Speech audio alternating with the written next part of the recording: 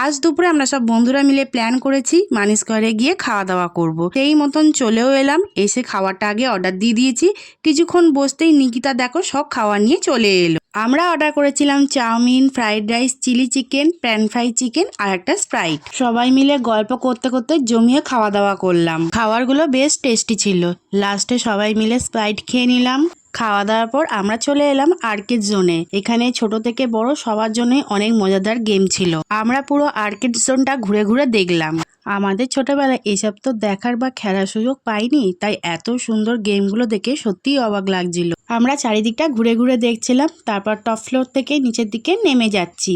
এরপর আমরা চলে যাই একটা দোকানের ভেতরে। সেখানে গিয়ে কিছু সানগ্লাস দেখছিলাম। কোন সানগ্লাসটা আমার মুখে মানাচ্ছে সেটা কিন্তু কমেন্টে জানিও তো। আমার সেরকম পছন্দ হয়নি, তাই আমরা বেরিয়ে পড়লাম। মলের উল্টো দিকেই বসার একটা সুন্দর জায়গা ছিল, তাই আমরা ওখানে গিয়ে বসে কিছুক্ষণ আড্ডা দিলাম।